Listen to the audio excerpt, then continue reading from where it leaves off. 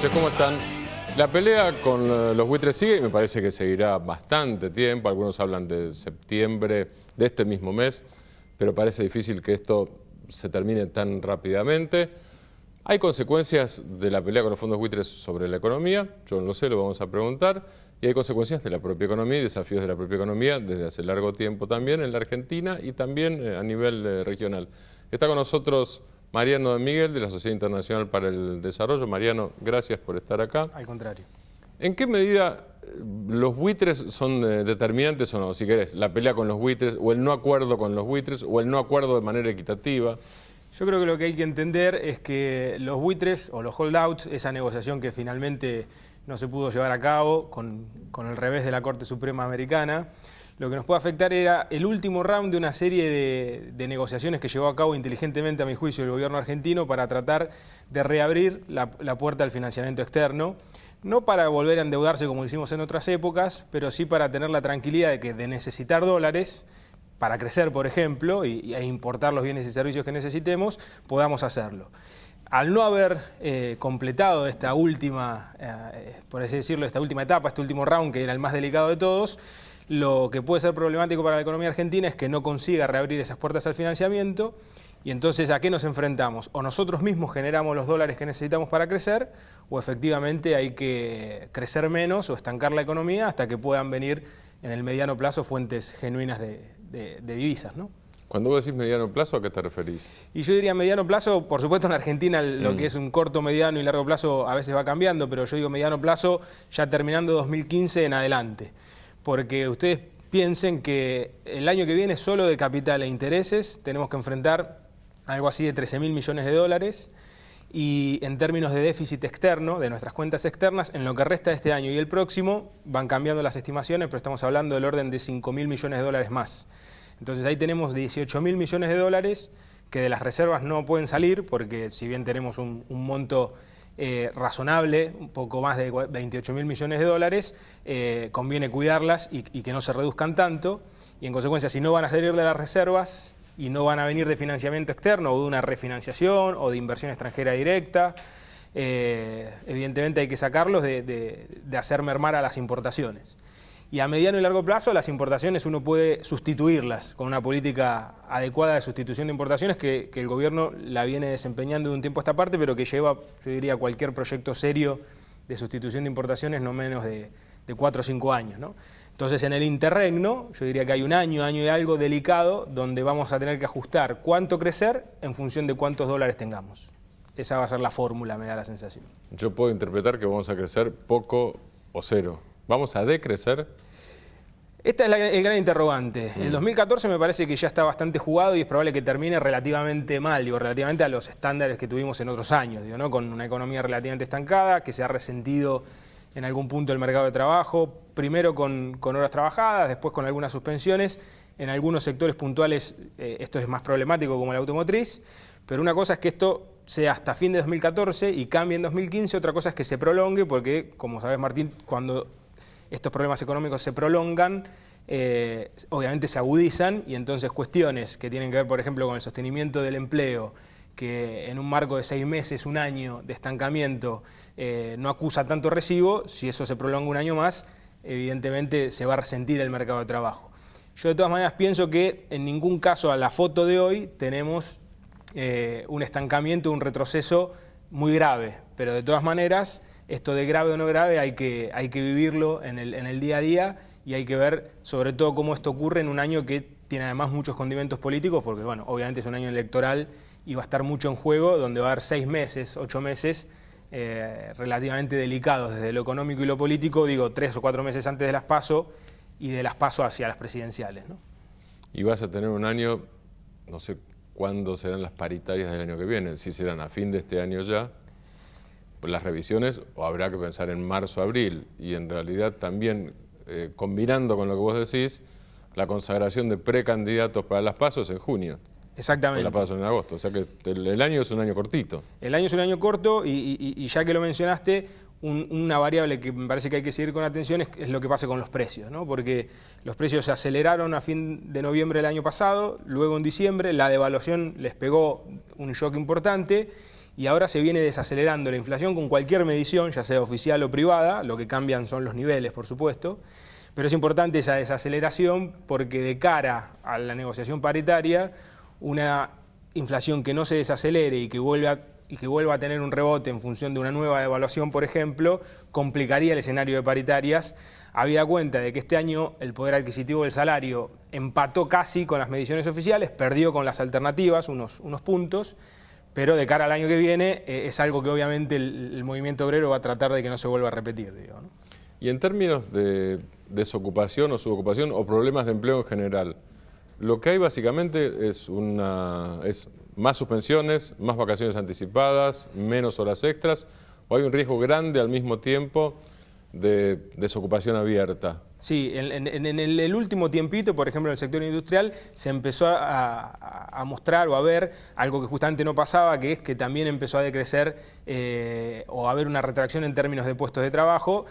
Hay que decir, y esto es cierto, que en el sector industrial hay algunos sectores en particular que han sido muy afectados por este estancamiento y la necesidad de restringir importaciones, como ha sido el automotriz. Acá me parece que es muy importante analizar cuánto se va a prolongar esto, y por eso decía, si esto dura hasta fin de 2014, este va a ser un problema relativamente menor en términos de empleo, más asociado a horas extra o suspensiones. Si sigue durante 2015, ahí el gobierno me parece que va a tener que pensar muy bien cómo compensa problemas focales que pueden ocurrir ya en materia de empleo, con una tasa de desempleo que si bien bajó muchísimo, volvió a subir un poco, que quizás no se nota tanto, porque como vos sabés, Martín, cuando se mide la tasa de desempleo es importante que para ser desempleado, cuando lo encuestan a uno, diga yo estoy buscando trabajo y no encuentro, claro.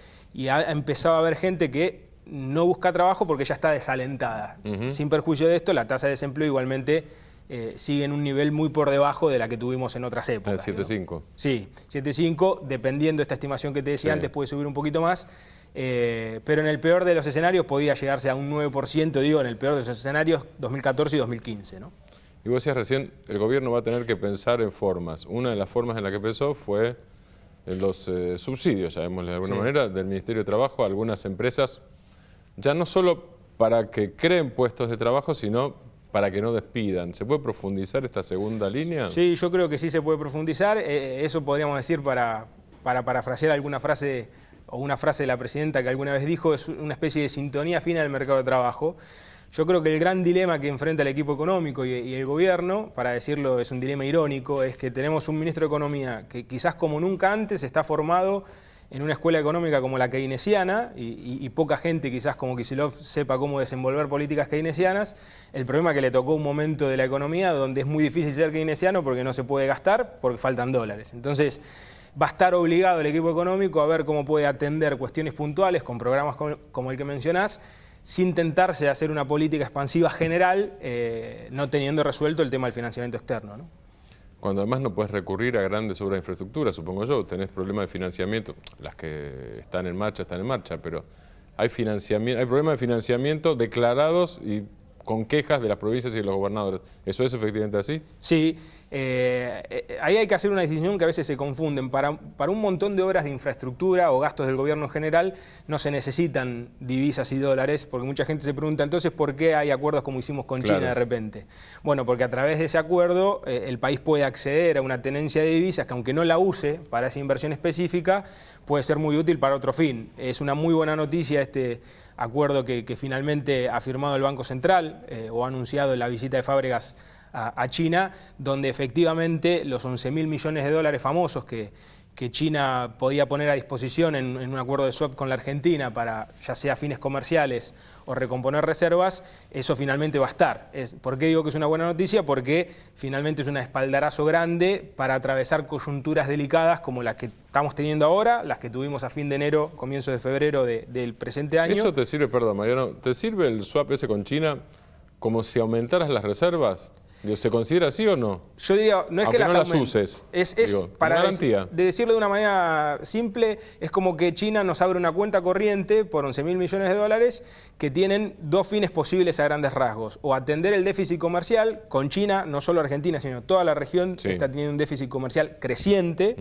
Entonces puede servir para, en lugar de tener que sacar dólares de otro lado para atender el déficit, sacarlos de ahí. O lo que también es muy importante, que si Argentina en algún momento entiende, el equipo económico, ¿no?, que su nivel de reservas internacionales está bajando demasiado o por debajo del nivel deseable, puede hacer uso de un porcentaje de esas reservas, de esas reservas de las chinas, digo, ¿no?, del acuerdo con China, para recomponer su nivel de reservas internacionales y entonces despejar el panorama cambiario, porque como vos sabés, Martín, hay muchos grandes jugadores que tienen la capacidad de desestabilizar el mercado cambiario y lo hacen en función de que apuestan a que el peso se devalúe.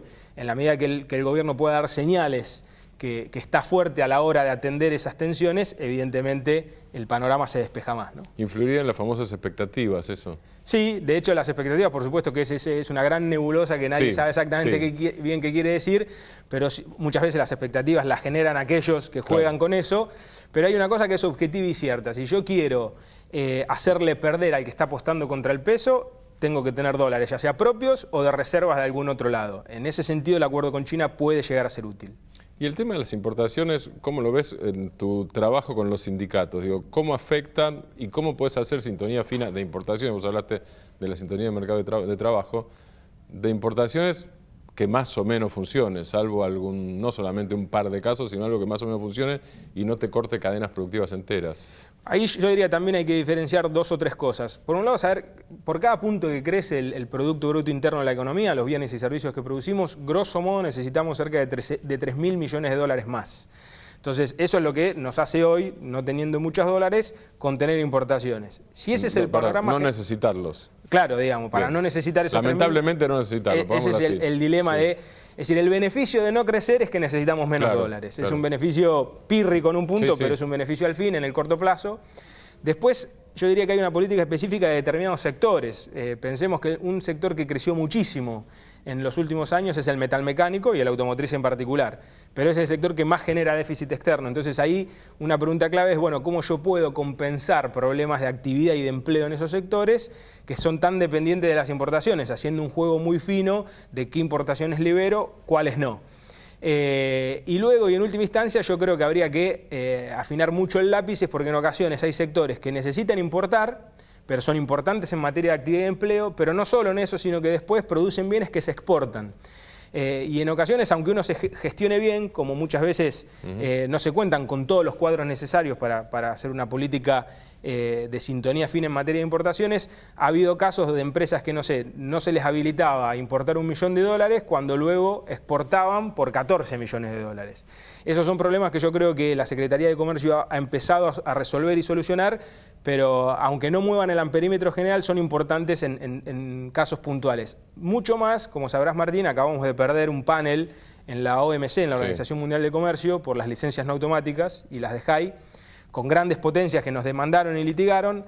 No se va a hacer efectivo en el cortísimo plazo, pero eso es lo que nos muestra a mediano plazo, digo a 2 años, es que tenemos que volver a afinar el ingenio, porque hoy hacer política comercial proteccionista en este mundo actual es cada vez más complejo y sofisticado y lo necesitamos, ¿no? Mariano, muchas gracias. No, al contrario. Volvemos con Rubén Furman y su libro sobre la Alianza Libertadora Nacionalista.